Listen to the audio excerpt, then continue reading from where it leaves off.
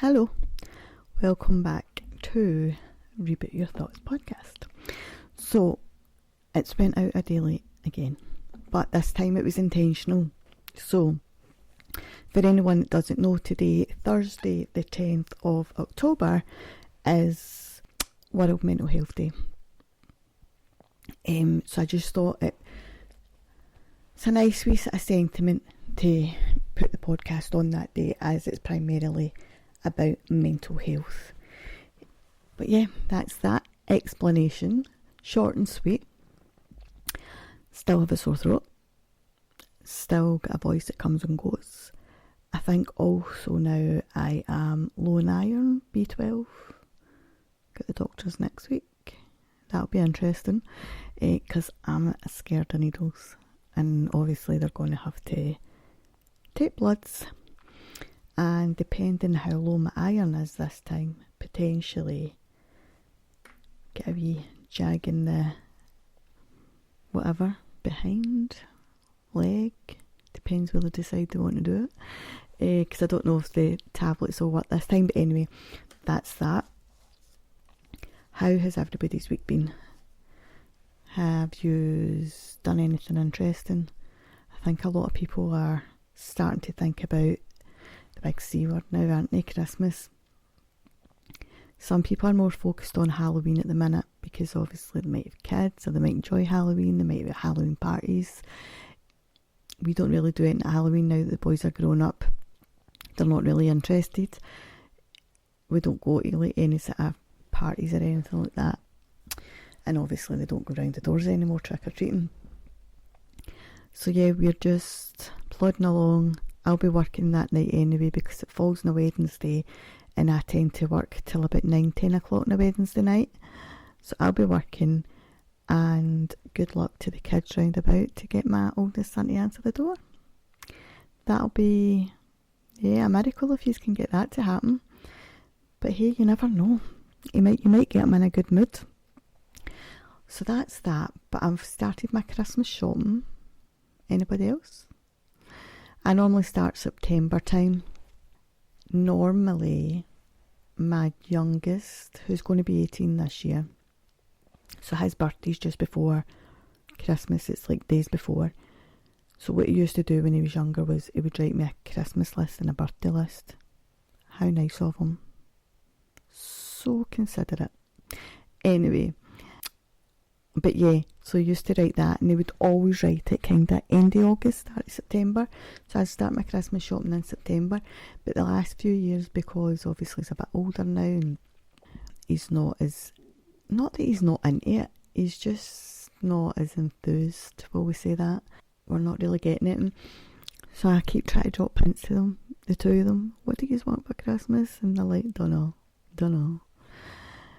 So I'm buying bits and pieces. Do you know the extra rubbishy bits you buy that you think they might use, and they might not? Buying all that in the now, buying everybody else's bits in the now, and then I'm hoping that they don't give me this list where I need to win the lottery to actually pay for it.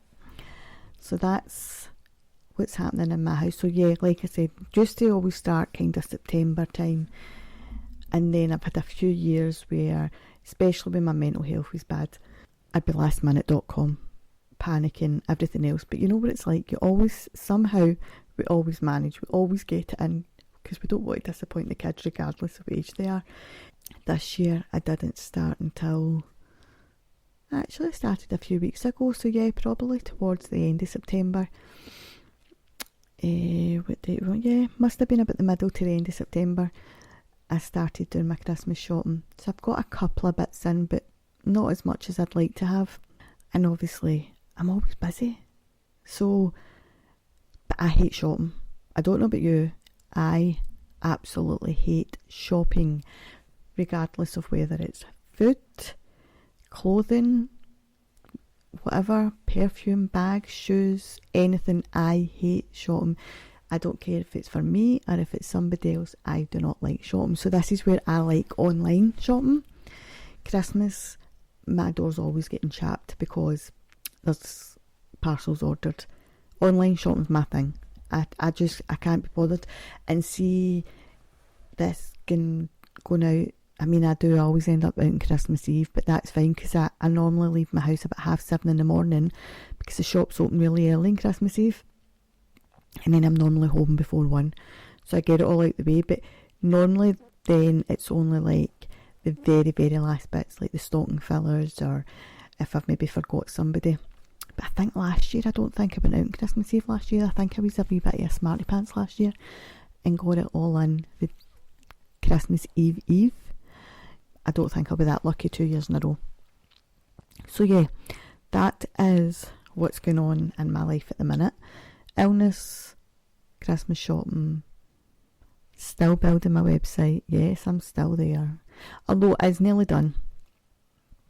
I reckon if it's not up by the weekend, it'll be up at the beginning of next week. Because it's just a bit of adjusting I'm doing just now. Rewording a few things or adding bits in that I've maybe forgot to put in.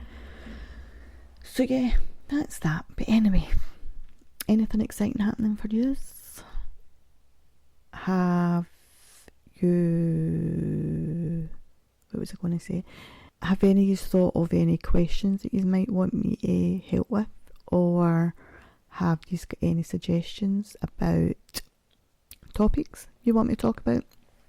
And I was saying on a live on TikTok, I don't know if any of you follow me on TikTok, and if you do, thank you, and if you don't, it is Reboot Your Thoughts podcast on TikTok. But yeah, I was saying on my live today on TikTok that it doesn't have to be necessarily if you're going through a mental health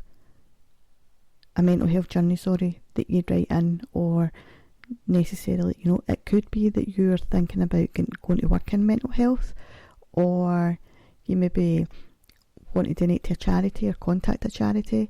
It might be that you don't know how to get into working in mental health, or where to start, like looking to study, things like that. So if you need any advice at all, whether it be about a mental health journey or getting into work in mental health, you can contact me anytime through any of my social medias or email. That's absolutely fine. I don't mind helping anybody. But yeah, so let's go on to this week's topic, which is people's perception of mental health. And obviously I'm not just going to talk about people's perceptions, but it's also going to be about so you've obviously got the perception that people have, which is what somebody with a mental health journey, mental health issues might look like, how they might act, how they might dress, how they might talk, blah blah blah. And then you've got people that think, oh, it's only mental health, you can still work. Or you've got other people that are really, really struggling and think they have to work, but you don't have to work. How can you help? How can you look out for different signs? Like, just a mixed bag. I suppose this week's going to be a bit, sorry, my words are all getting mixed up, and this is what happens to me when I'm low in iron. I lose concentration, I get very, very tired, I bruise very easily, my words start getting mixed up. So yeah, if I do kind of go off rail a wee bit, you know why. Because my brain ain't braining. So, people's perceptions of someone that is struggling with their mental health. I think a lot of people think that it can't affect your day-to-day life. That's one thing I kind of see a lot on social media. It's only your mental health, or how bad can it be? Just go over it. Or don't let the thoughts eat away in your brain. Don't let this happen, don't let that happen. Unfortunately, and I don't know about how many of you have gone through a journey to do with your mental health. Personally, I've over 25 years. I've gone through my own journey. Obviously, I have good times and I have not so good times, and I have really, really bad times. But the really, really bad times so far are in the past, and let's hope they stay that way. But yeah, so when it comes to saying just don't let it do that to you, just don't eat into their thoughts. When it comes to your mental health, it's almost like you're in this dark place. Like everything around you is just dark. You just don't see any light. You almost feel as if you're in a goldfish bowl as well if you're out and about. You feel as if everybody's staring at you. Everybody isn't staring at you, but you personally feel that way. But when it comes to your thoughts, all you can hear in your head is the thoughts. Do you know, like, if you're trying to make a decision about something and you can kind of argue the bit out with yourself and think of the pros and cons and blah, blah, blah. When it comes to your inner thoughts, when your mental health is in the gutter, we'll put it that way, there's no way to rationalise it. There's no way for you to try and say, no, these thoughts aren't right. No, I could try this, I could try that. Like, there's no way to come to any kind of conclusion with yourself. There's no way to fight against it, because that's all you can hear. And your brain's not braining. As I said earlier on, my brain's not braining today, but that's obviously because of health reasons. And but yeah,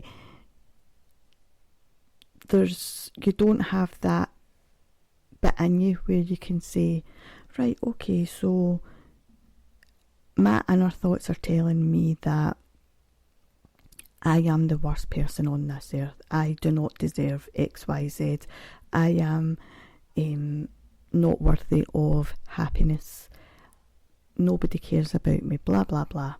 And when you are in a more stable frame of mind, you can sit and say to yourself, well, I've got this person, I've got that person, I've got a partner maybe, or I've got these friends. My bosses always tell me how good a job I'm doing. My kids, maybe if you've got kids, my kids show me affection, they tell me they love me, we have a laugh and whatever. That's when you're in a rational. When you are thinking rationally, you would think that way. But when you're not thinking rationally, you don't have that part of your brain working where you can see that these things happen daily. All you can see and hear is those negative thoughts in your head. And until you start to open up about the fact that you know that your mental health isn't in the best place that it can be, and you might not need medication. You may need it, you may not. Medication isn't the cure. Medication is only helps to stabilise your thoughts and helps to stabilise you. What is going to help you, and it's not a cure, but it's the best thing for you, is talking. And whether it be you talk to somebody who works in mental health, or it could be a friend that you trust, it could be a family member you trust, it could be a colleague you trust, or, as I say many times, it could be one of the charities that you can phone, one of their free phone lines. There's also all these, there's group sessions out there as well, and they're run by different people. Some are run by NHS if you live in the UK. Some are run by charities that have come up with this idea, solution, whatever, in your area, or it could be someone like myself who has a private clinic. So it's worth thinking about. But when it comes to admitting your mental health is not the best that it can be, it can almost be as hard as admitting you're an alcoholic or admitting that you've got some kind of addiction. You have to be able to see it to admit it, and you don't always see it right away. It took me a long time. It took me, I'd say maybe over 9 months, a year, before I started to admit that maybe something wasn't quite right. But that's my journey. Not everybody's journey is going to be as long as that, and some may be longer. We all have a different story to tell. We may have similar traits, but our story and our journey will be different. Very rarely get two stories exactly the same. So that kind of answers almost. And if it doesn't answer the question for you, please honestly write into me, and I'll try and explain it a bit better, or try and explain it in a different way for you. So that's kind of about why feed into the thoughts? You don't have control over the thoughts. If we had control over those thoughts, life would be so much simpler. And people may understand a bit better, but unfortunately, at the minute, some people won't have control over it.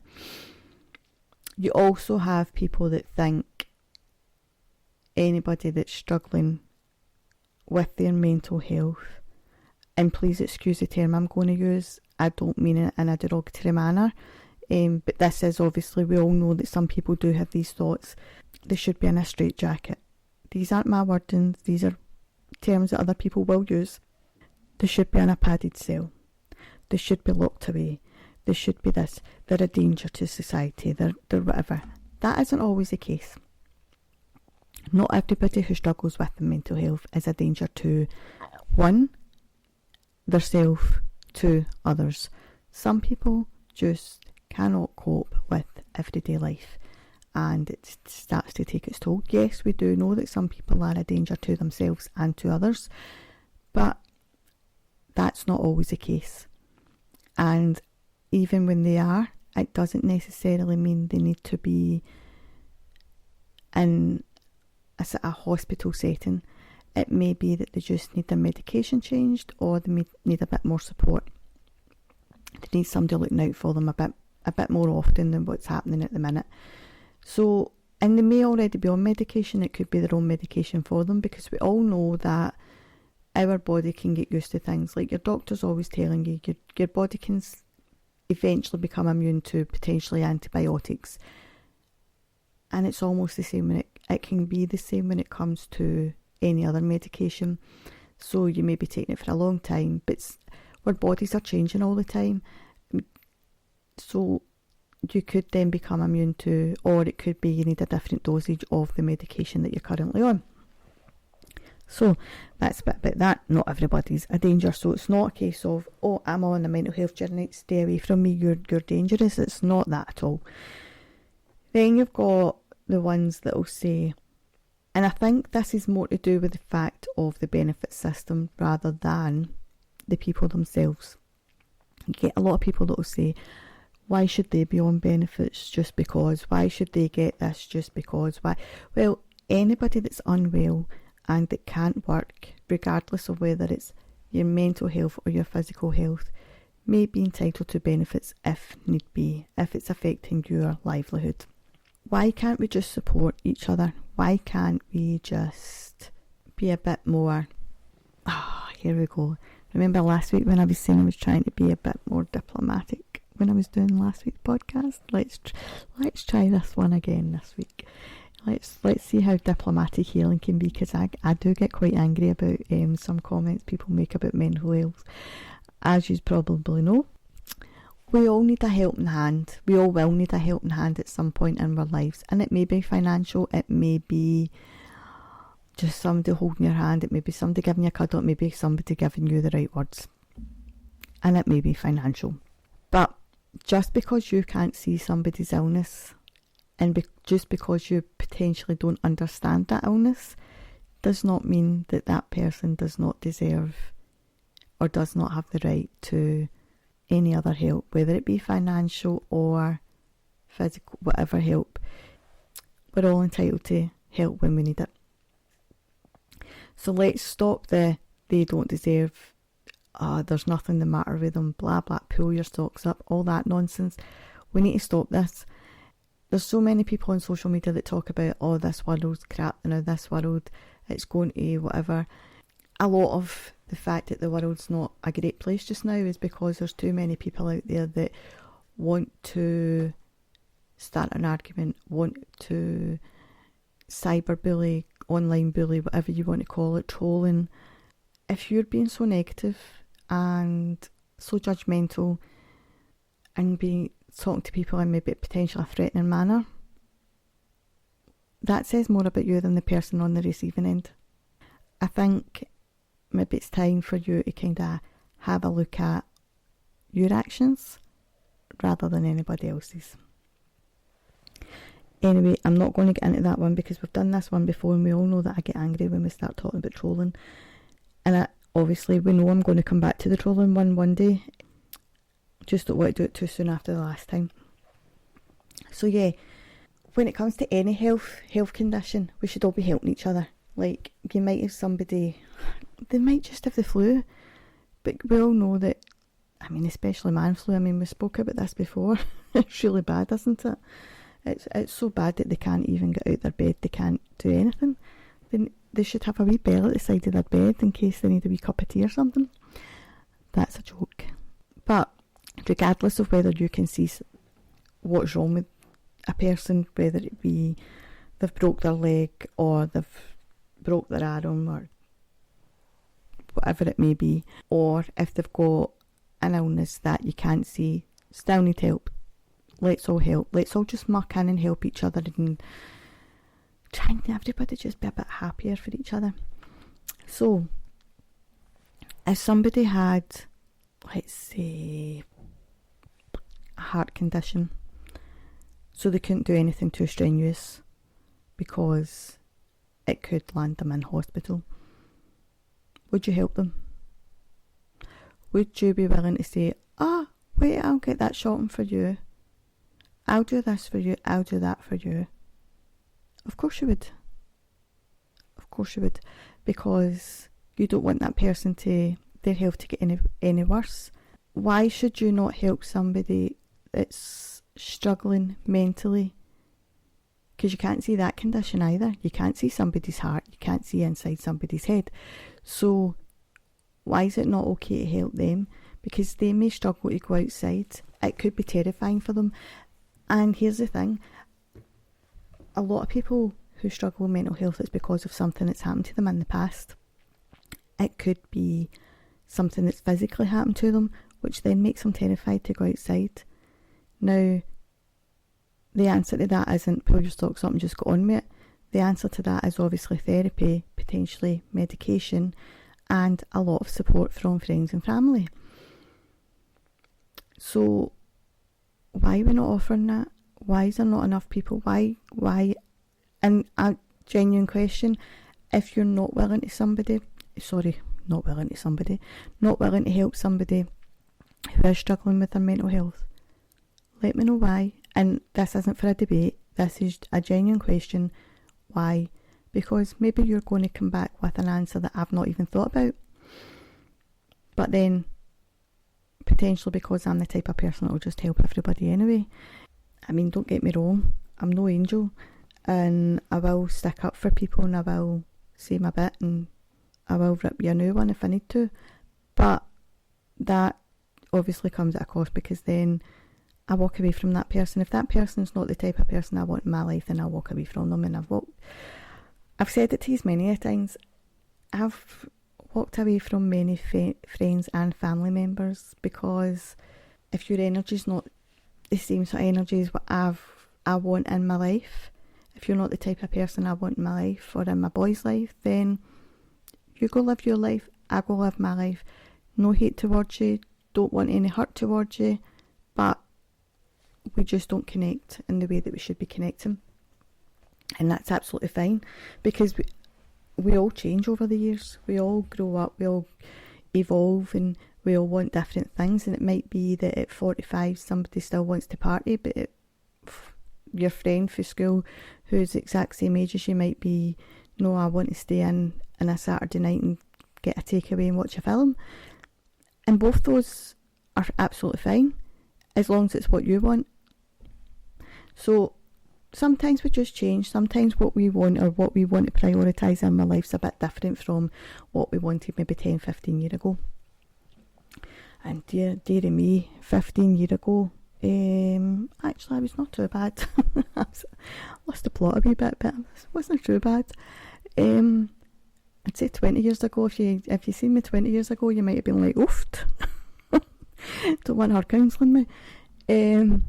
But yeah, that's a whole other story. We may tell you that one day if you ask to hear about what we was dealing like 20 years ago.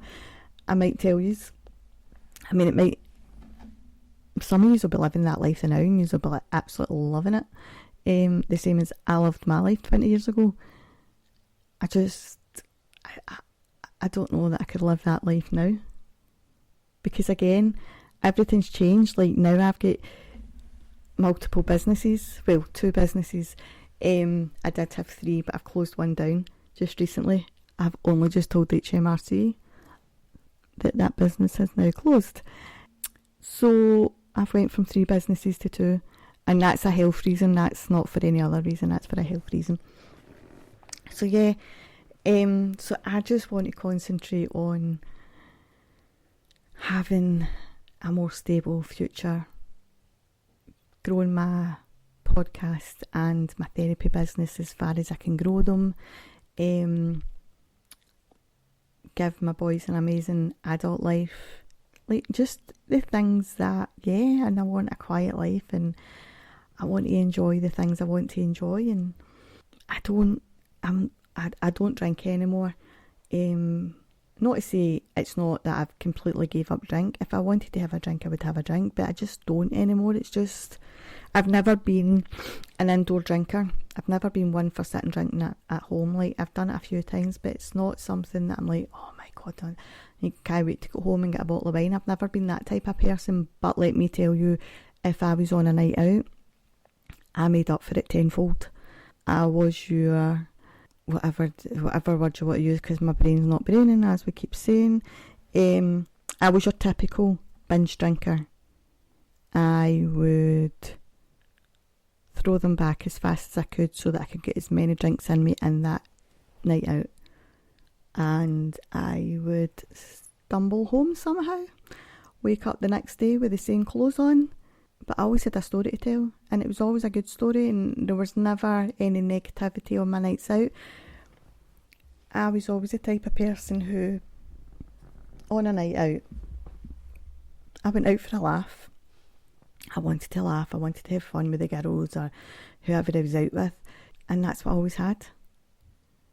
Always had and I've got so many photos and so many stories that I could tell you, but they might not all be PG.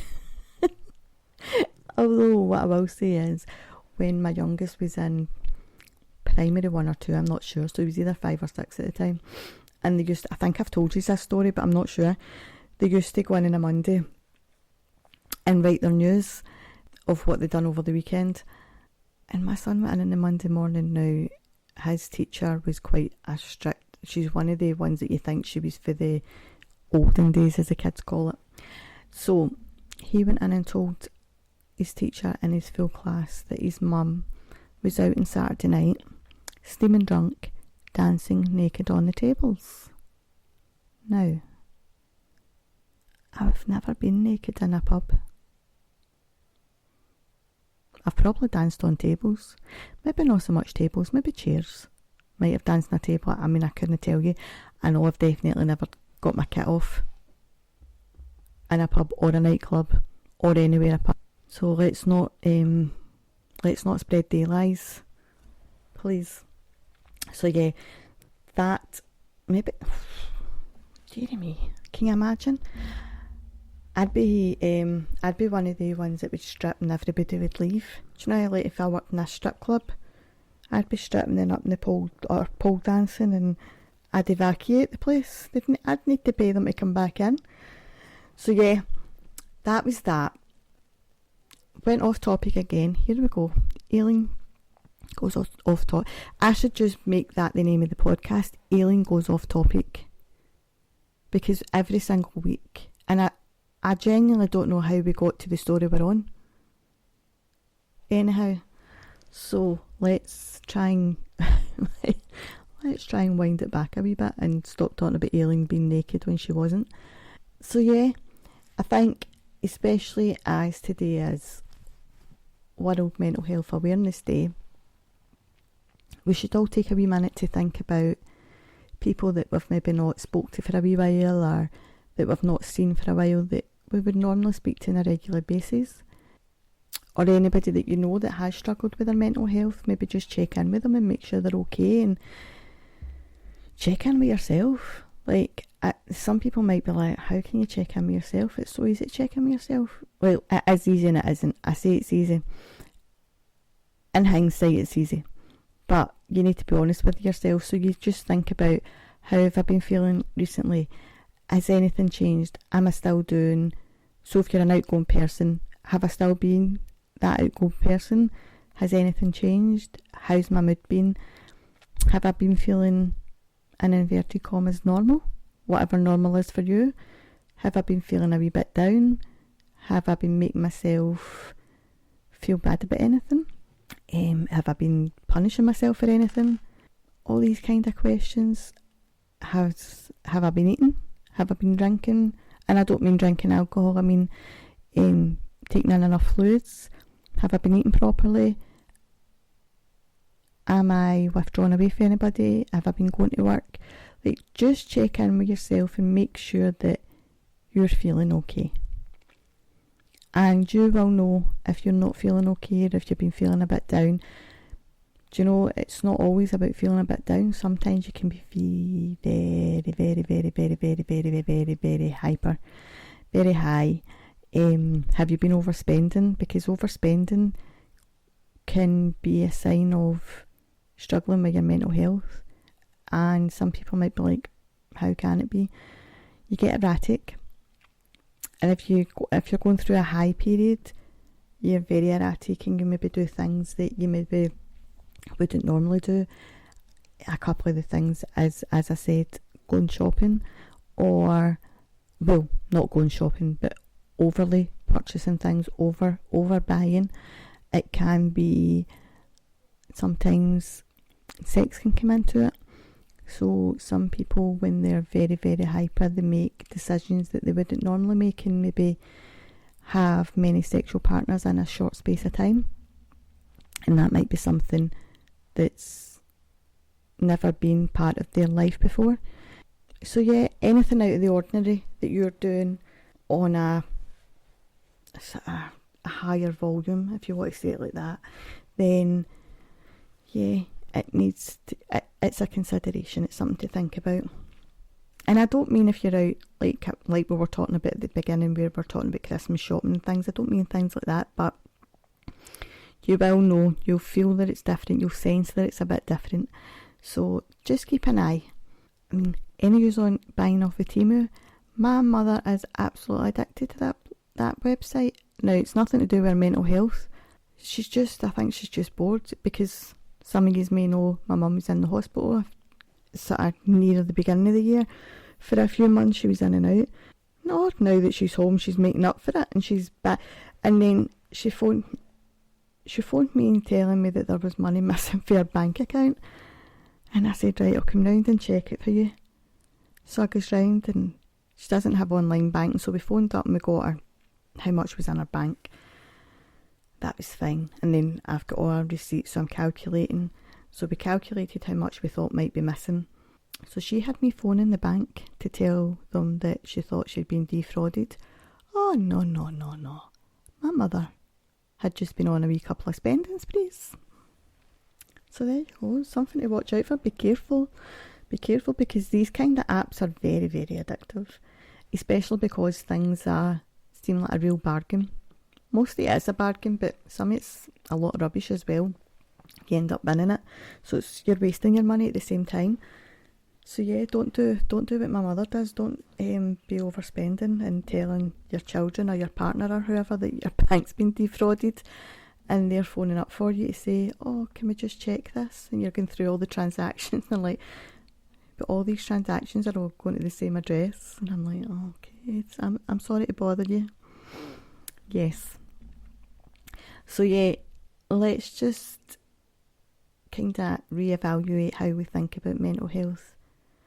And again, like I said on my live today on TikTok, a lot of people are very much of the mindset, it'll never happen to me. And I really hope it doesn't happen to you, because it is the worst experience I've ever gone through in my life. I was at the point of being sectioned a few times. Luckily, I managed to convince them not to, and I had the crisis team would come out to me every single day. So you don't ever want to get to that point. You don't ever want to feel that lonely or that vulnerable.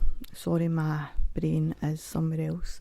You don't want to feel that lonely or that vulnerable ever. It is horrible, horrible place to be.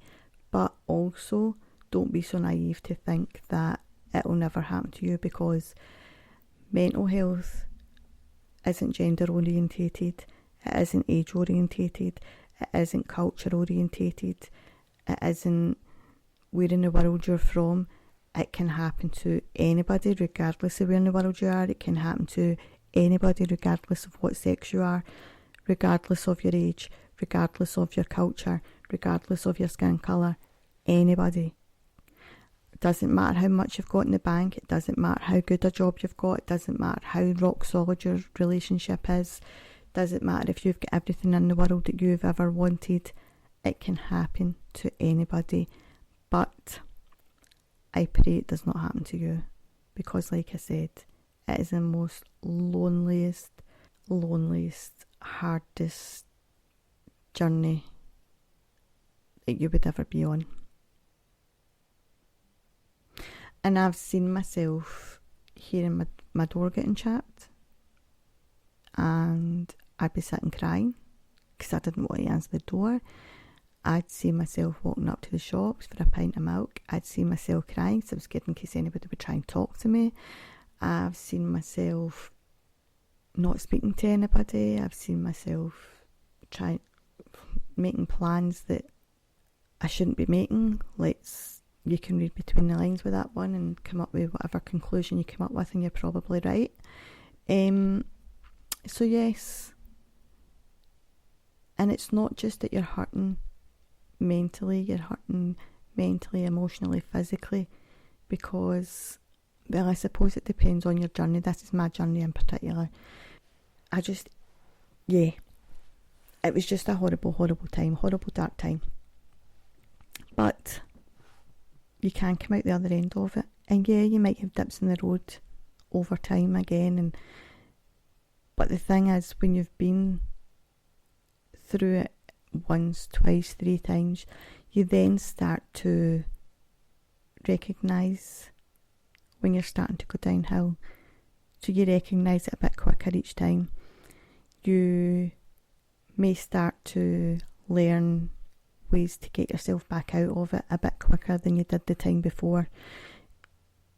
It is a learning curve, and it is something that you also get to know yourself, which can be a good thing as well,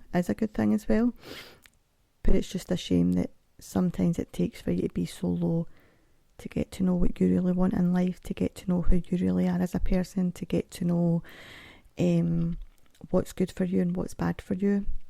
But then we've also got people who are maybe neurodiverse that need a bit more support, and yes, that still comes under mental health, because they can still struggle with their mental health as well, and anxiety and depression and everything as well. Grief, if grief is prolonged and goes on for a long period of time and isn't getting better, maybe it's getting worse, that can then lead to depression. You've got people that are maybe schizophrenic. There's many, and it would take a whole podcast just to name off how many different sort of diagnoses there are through the mental health system. But they're just some of the more common ones.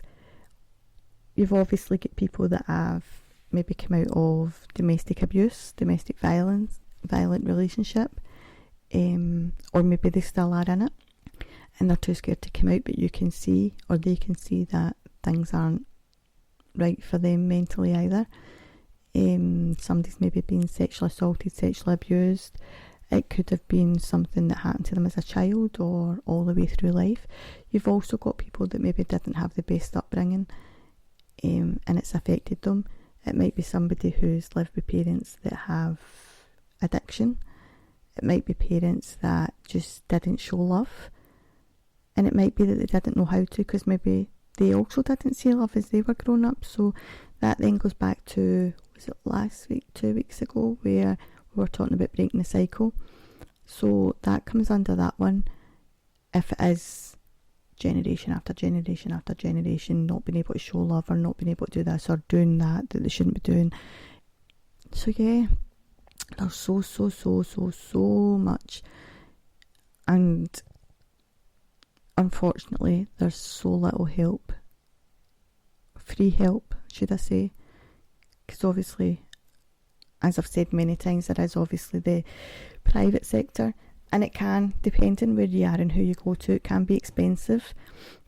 Some private consultants or therapists, should I say, sorry, not consultants, some private therapists are more expensive than others, and it will all just be down to, sometimes it'll be down to the area, because obviously if you live in London, maybe their premises may be a bit more expensive. If you live in America, maybe a bit more expensive, because I think all your healthcare, or most of your healthcare, is all private. I'm not sure about other places in the world. You've obviously got places like Australia. But yeah, if you do decide to go private, you can easily phone round people, get different prices, find out what they would do to help you, how they can help you. Are they going to ask you to go into an office where it's maybe in the city centre and it's really busy and you can't be in crowds, so maybe that's not the right place for you.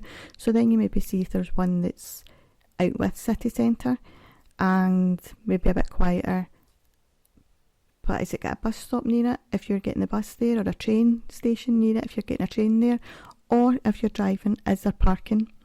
Obviously preferably free parking for you, especially if you're already paying for your therapy. Then you've got people that maybe just do it virtually.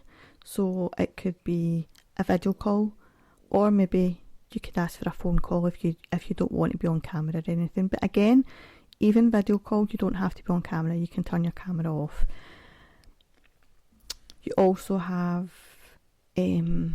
mobile appointments as well. Some people will offer, and that could be at your home. It could be in your workplace. And if it's in your workplace, your work may offer a wellness package where they might be able to set up some sort of counselling for you. So if you are struggling and if you are employed, it's something to look into to see if there is any kind of mental health or wellness package available within your workplace.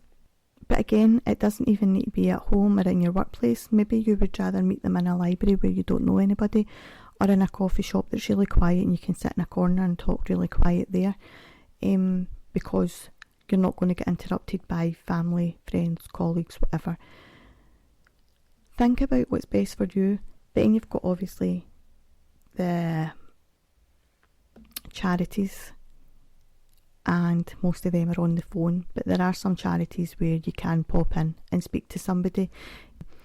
I don't know that they're necessarily qualified in counselling, but there's maybe just somebody to give you a wee listening ear, which that might be all you need. You might not need anybody that's qualified. It depends on what it is you're looking for and what you need. So that's just a few suggestions for you. I obviously offer counselling and coaching, and the way I do it is mobile, a virtual, or a phone call. I don't have set premises for anybody to come to at the minute. May in the future. Obviously, you all know that I have been looking at premises, but I've just not found anything that is jumping out at me yet. But because I can offer it virtually, so over a video call, that means that it doesn't matter where you are in the world. You can book an appointment with myself and we can do it that way. Obviously time zones and everything are different, but we can always work around that, so that's not even a bother at all. But yeah, maybe you might want a male to speak to, you might want a female to speak to, you might feel as if you want somebody who is known to your family, so maybe you know somebody else that's already been for therapy and the person they went to was amazing for them, so you might want to go to that same person as well. It's very much about getting the right person. If you don't click with your therapist, it's going to be very hard for you to fully open up to them. And if you've been on that journey, you'll understand what I mean. You've also got, if you do work and you're in a big organisation, you may be able to get occupational therapy involved. Yeah, there's lots of different things. And maybe you're just going through a wee blip just now, and it might be that you don't need to speak to anybody long term. You might just need to offload to somebody. So who would you rather offload to? And this isn't a who would you rather offload to type thing. It's think about who you would rather offload to. So what is it that you need to offload? Is it something to do with a family member? Could you say to them yourself, or would you rather say to another family member or a friend? Or do you feel as if you would need somebody who's impartial? Can you speak to a colleague or your boss, your team leader, something like that? Do you feel that you would benefit from writing things down, writing a letter to the person maybe, or writing a text?